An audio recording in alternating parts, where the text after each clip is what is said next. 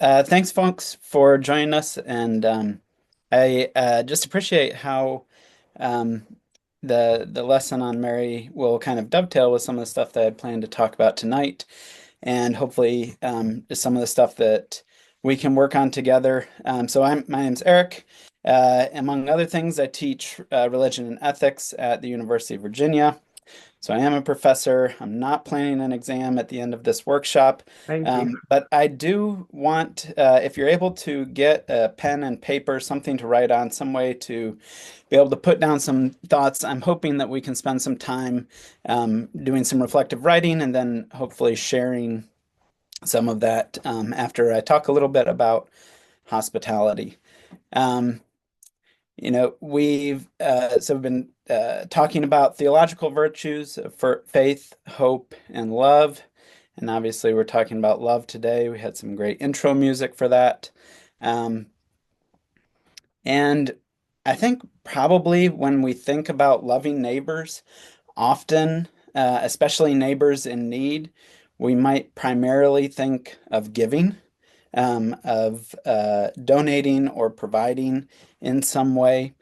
Um, and I find it really striking that in the verse in 1 Corinthians 13, where we get the theological virtues of faith, hope, and love, that pairing or that trio, Paul actually contrasts love with giving everything to the poor. Um, I find that fascinating, right? That we typically think of just that act of giving as kind of a primary act of love, but he says, if I give everything to the poor yet don't have love, I am nothing. Um, so if love is not simply this kind of action, what is it? And what I want to talk about tonight is thinking about, right, that relational aspect of it. Um, and I want to say that a primary way that early Christians thought about this sort of relationship, especially with strangers, was through hospitality. So, hospitality would have been the way that you love neighbors that you don't know yet. And I think that's different from the way we typically think of hospitality. I told my daughter on the way home from picking her up from school today that I was going to be talking about hospitality tonight, and she says, "Oh, let me do the class. I can tell about hospitality. I can tell about how you welcome people into your home, and how you offer them a drink, and how we clean the bathroom before grandparents come, and all of those important things in hospitality." I was like, well, yes, that is typically how we think about hospitality, about making our friends and family feel comfortable in our home, welcoming people, having polite conversation and game nights, right? That is a primary like paradigm for us thinking about hospitality.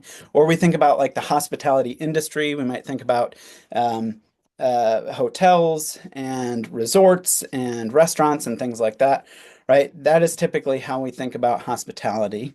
But folks in the biblical era really thought differently about that. We even get some of that just in the language, in the Greek, that the where the word shows up in the New Testament. You have two words that are used. One of them is philoxenia, which means love of strangers. You can hear philo like Philadelphia, the city of brotherly love, xeno, like others, strangers. So you have that philoxenia as a word that we translate as hospitality. And then another one is xenodokio, which is again that xeno, that strangers, and an idea of receiving strangers.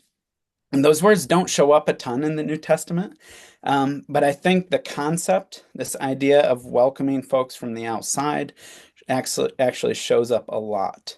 And it is that welcoming of folks from the outside, that loving across lines of difference, that loving of strangers that really defines hospitality, both in the Old Testament and the New Testament. Um, I want to say, just as I'm getting started, there's a few books that I've found really useful for thinking about this that have informed some of the ways that I think. One of them is a book called Making Room by Christine Pohl. Um, and the subtitle of that is Recovering Hospitality as a Christian Tradition. We actually did a book study on that. A small group of us did at Grace Lutheran a couple years ago now, almost. We started, and that led to some important things within our church and within my own life. I found it really a formative text. So that's one important one, and that is a fairly accessible book to be able to pick up and read. A In theological texts, one that's been important to me in this regard is Miroslav Volf's Exclusion and Embrace. That's more kind of top shelf scholarly academic theological texts, but really rich stuff there. And then there's another more popular text called When We Walk by Burns and Adler. And that is really thinking about homelessness and kind of the social conditions that lead to homelessness. So I found all three of those useful in kind of shaping how I think about it.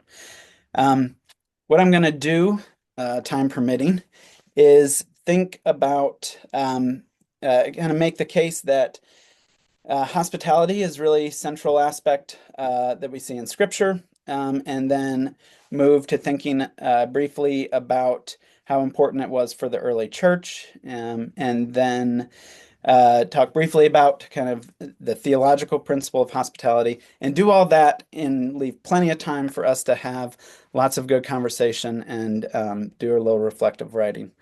So I will not be doing, I will be moving quickly through these things. I will be making suggestions more than developing full ideas. I want to start out by pointing out uh, something I don't think we pick up on as Christians reading the story of Abraham. But in rabbinic traditions, Abraham is considered the exemplar of hospitality, and that is an important aspect of him being the father of faith. Um, so I want to read just briefly from Genesis chapter 18, where it says, "The Lord appeared to Abraham by the oaks of Mamre as he sat at the entrance of his tent in the heat of the day. He looked up and saw three men standing near him. When he saw them, he ran from the tent entrance to meet them and bowed down to the ground. He said, 'My Lord, if I find favor with you, do not pass by your servant. Let a little water be brought, and wash your feet, and rest yourselves under the tree. Let me bring a little bread, that you may refresh yourselves, and after that you may pass on, since you have come to your servant.' So they said, 'Do as you have said.' And Abraham hastened to the tent to Sarah and said, 'Make ready quickly 3 measures of choice flour. Knead it and make cakes.' Abraham ran to the herd and took a calf, tender and good, and gave it to the servant who hastened to prepare it. Then he took curds and milk and the calf that he had prepared and set it before them, and he stood by them under the tree while they ate." All right, I think we generally kind of move quickly past that aspect of the text to kind of get on to the good stuff where Sarah's going to laugh at the promise of them having a child right amid this age. It's going to move to Sodom and Gomorrah story. But this aspect of the text actually holds a lot of weight, especially in rabbinic thought. They even note, the rabbis will note that Abraham is at the opening of his tent, or maybe even outside the opening of his tent, depending on the translation. And there's a rabbinic tradition of talking about this as an odd positioning during the heat of the day, that Abraham is exposing himself to the sun in the heat of the day in order to be watchful for travelers, right? It says that he ran to go see them, right? And this is, again, something we probably don't take much note of, but is really forsaking propriety. Patriarchs don't run in that society. We see another example of this actually in the story of the prodigal son, when the father runs to meet the son after the son returns. And again, right? We don't attach quite that same importance or recognize running as this kind of forsaking of propriety in order to hasten to make this happen. But the very statement of he ran is something that rabbis will mention fairly regularly.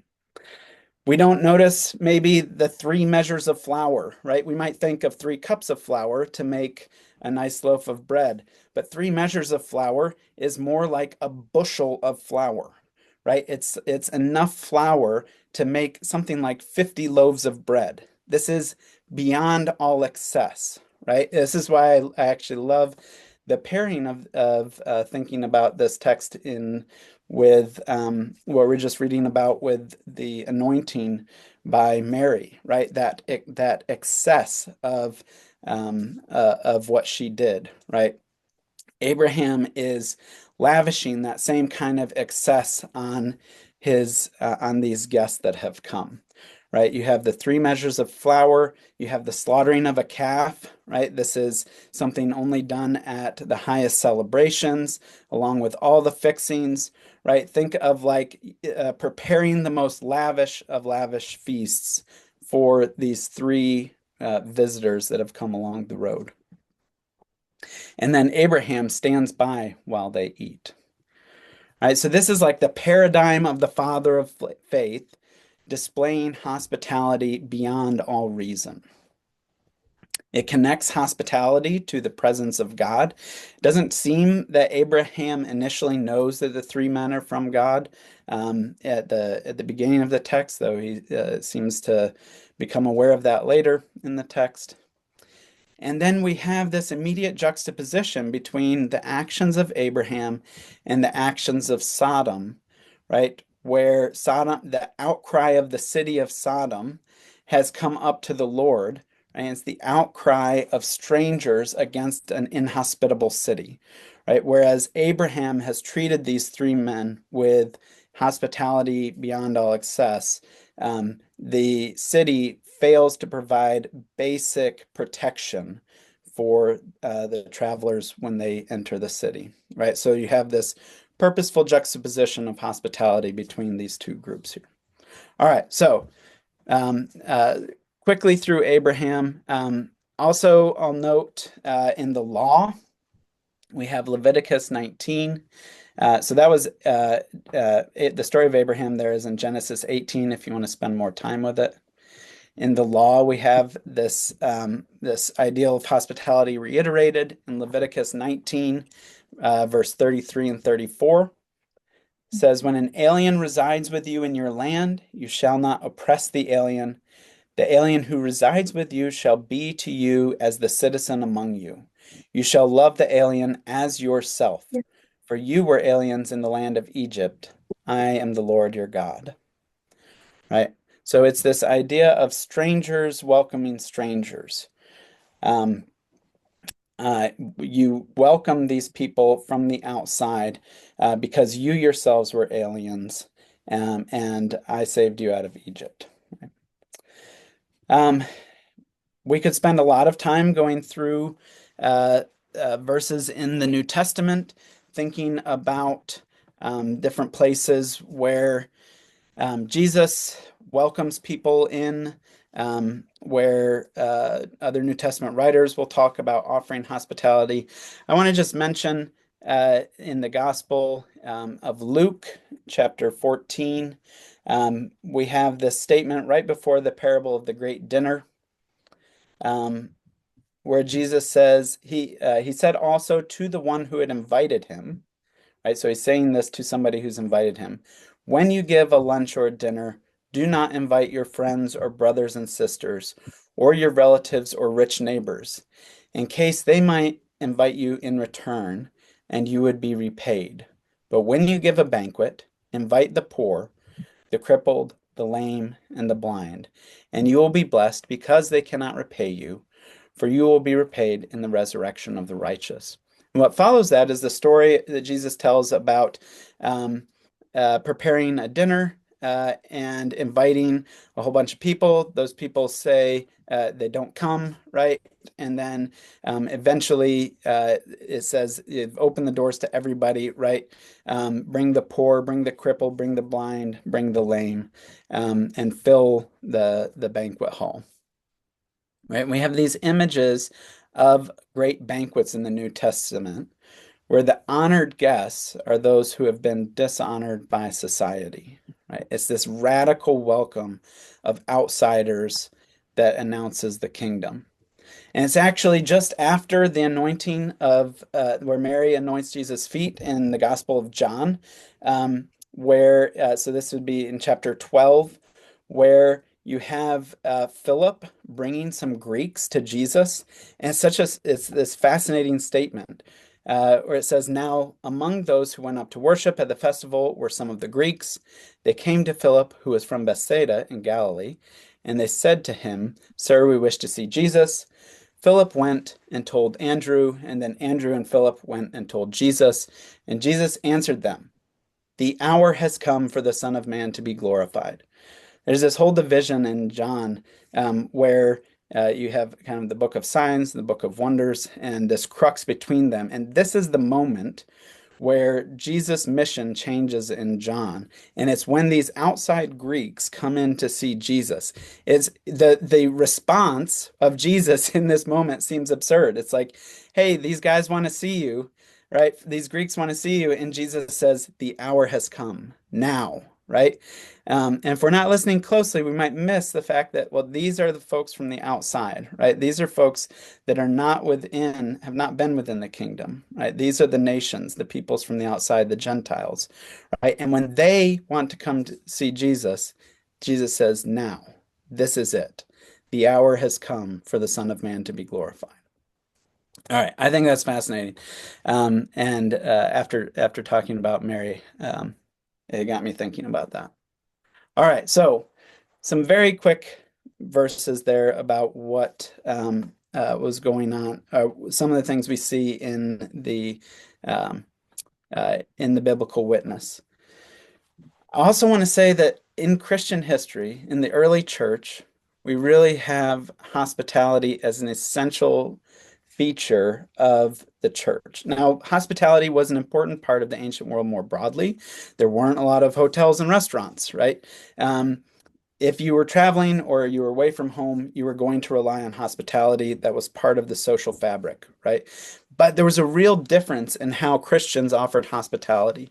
So Greco-Roman forms of hospitality were really based on honor and reciprocity, right? You welcomed people that you would want to be welcomed by, both for feasting and for lodging, right? It's a way of reinforcing the social system, the social hierarchy, right? Rich people inviting rich people over to their homes, right? And Jesus says in Luke, don't invite your rich relatives and neighbors, right? Don't participate in this form of hospitality that reinforces this social hierarchy. What early Christian hospitality did was really radical, right? Jesus says, invite the poor, those who are loved by God, but not by society. Early Christians were really recognized for that hospitality, for eating together across lines of social hierarchy, for welcoming in the poor and those who are traveling and the indigent. We actually have a number of witnesses from outside Christian writings saying, "Hey, look at what those weird Christians are doing. They're making us look bad because of how well they take care of the poor." Um, Pohl has a nice summary of this when she says, and I'll quote here, hospitality to needy strangers distinguished the early church from its surrounding environment. Noted as exceptional by Christians and non-Christians alike, offering care to strangers became one of the distinguishing marks of the authenticity of the Christian gospel and of the church.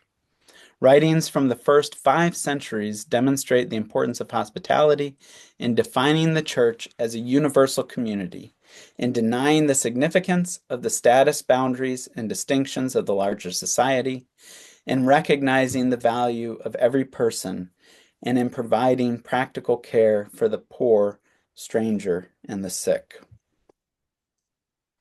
Why? Why hospitality? Right? Why is this so important to Christians? And on the surface, we might just say, well, Jesus said it, so it should be important to Christians. And okay, that's true. That's a good reason. But what more? Why more? What might this be so central to Christian life in the early church? And I don't know that we have like one singular kind of theological reason for saying, oh, this is it. This is why it's so important.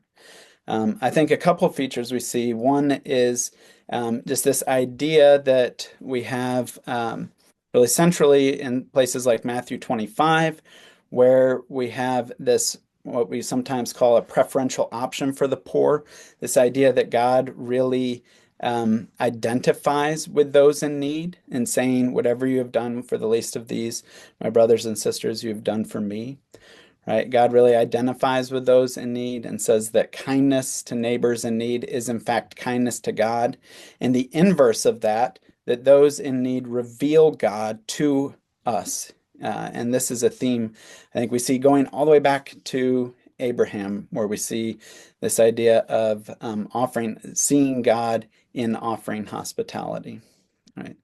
So that's one kind of theological aspect of it.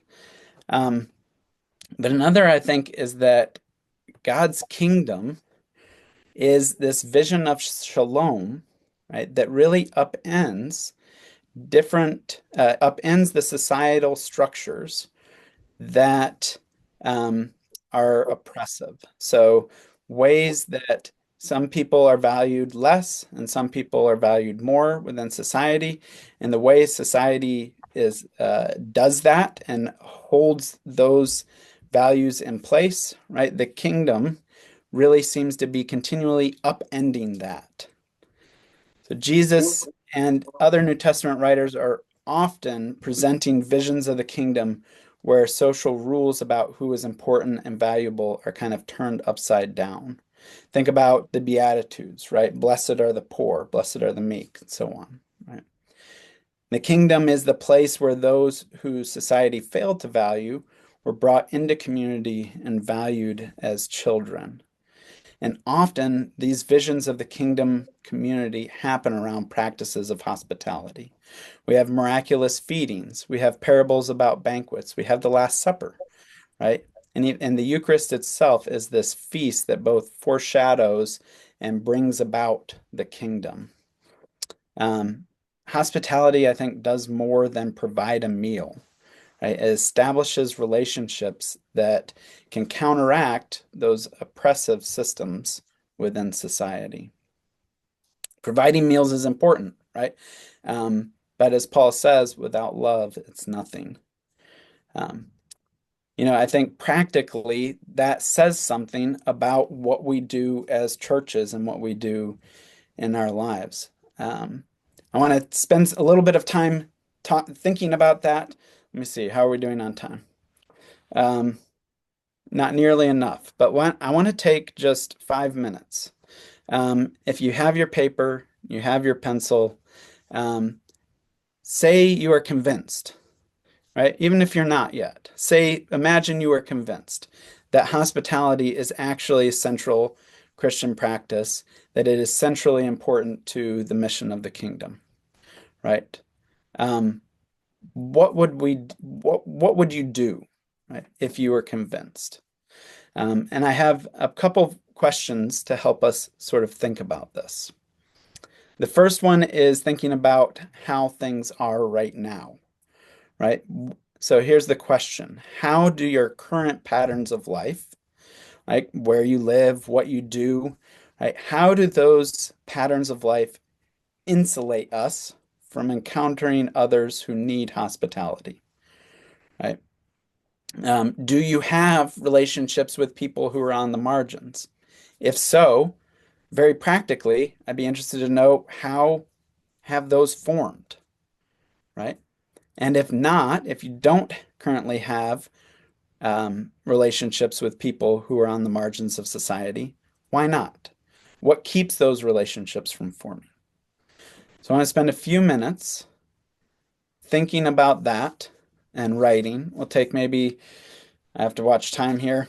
Let's take 3 minutes and think about that. And please do go ahead and write it down. I think that it's helpful for getting the juices flowing some. Um, so do you have, very practically, do you have relationships with people on the margins? If so, how did those happen? And if not, what keeps those from happening? All right. I'm going to ask a second question here, and then I want to take some time to talk about these. And the second question is, how might this way of thinking about hospitality change what we do in our churches and in our lives? And I'd like you to answer in a particular way. One, so write out a principle. Write out, here's what here's what I think is true about hospitality and about having relationships with folks on the margins. And here's a practice.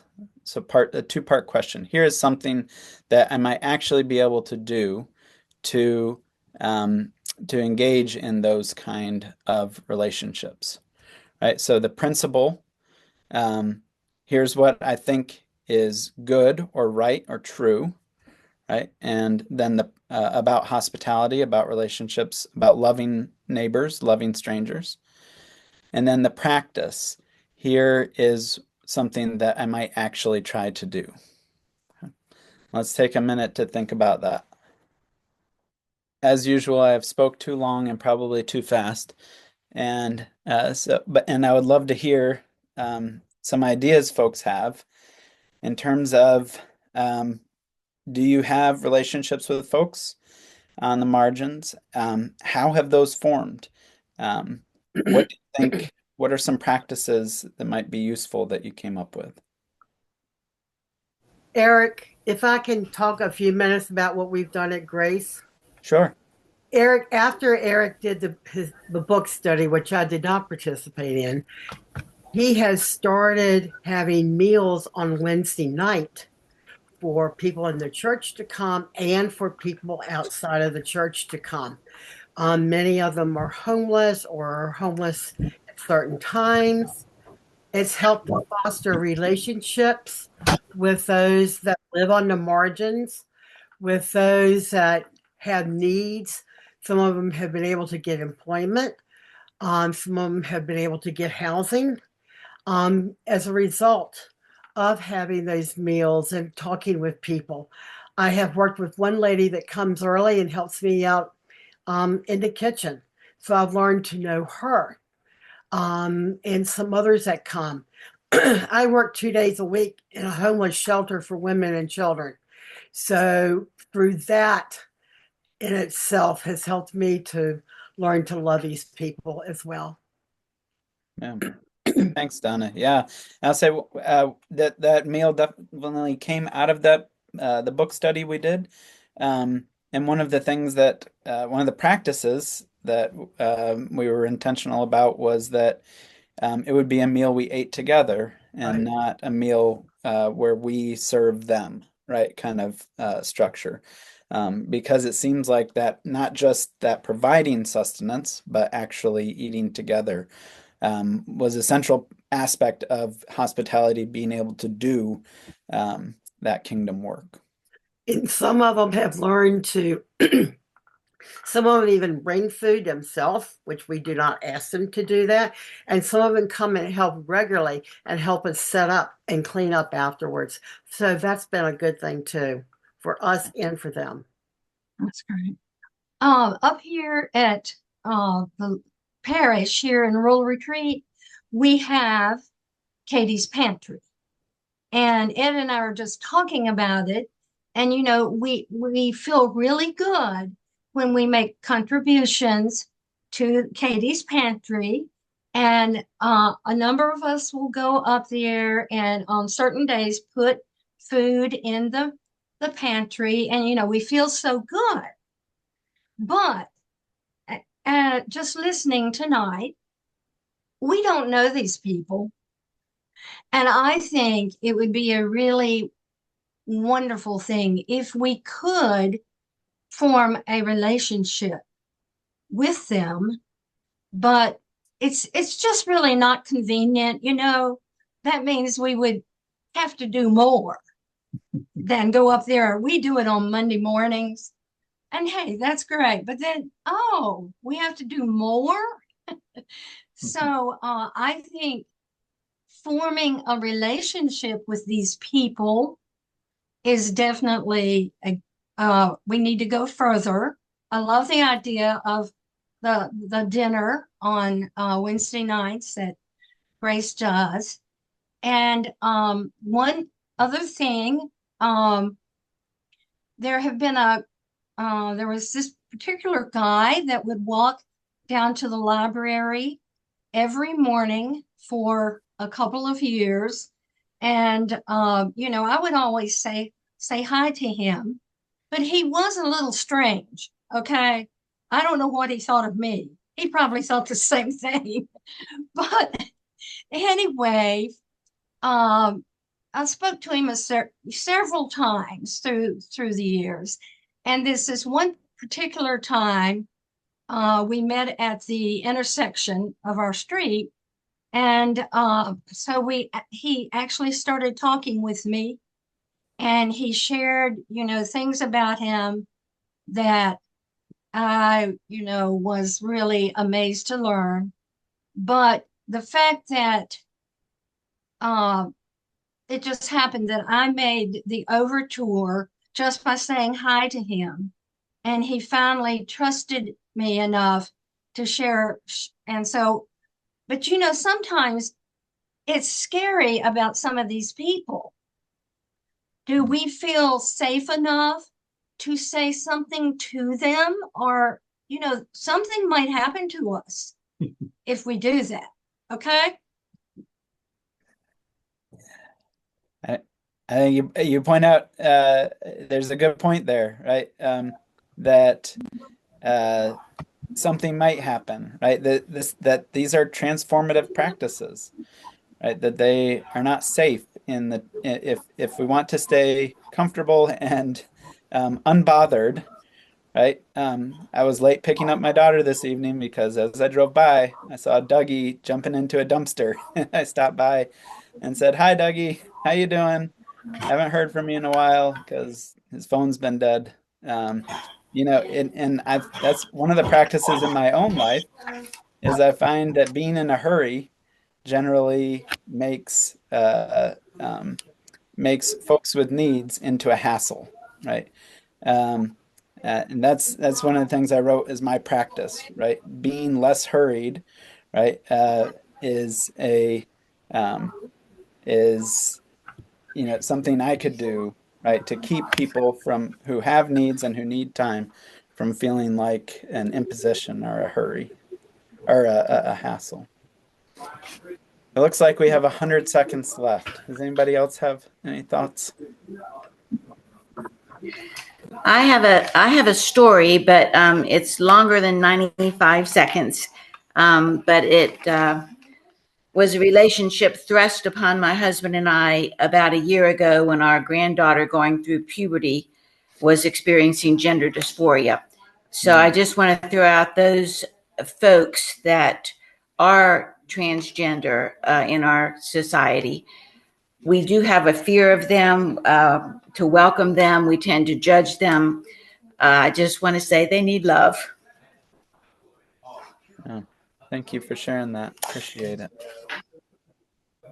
Oh, thank you. I don't know how fast I can do this, but my former church, we had a program, it was an ecumenical, where we took our turn making meals at the halfway house for recovering alcoholics. And I was drafted into making part of the dinner. And I was happy to do it, I dropped it off early because I worked. And the pastor said, "You can meet us after work." I said, "You mean we eat with the alcoholics? Recovering alcoholics? They're strangers." "Yes, we eat with them." Yeah. And when we go, we don't sit together. We actually eat with them at their table. So I was eating with a perfect stranger. And we started talking about music. And he said, I said, well, I play the clarinet. He said, well, I play the guitar. And we talked as if we weren't different at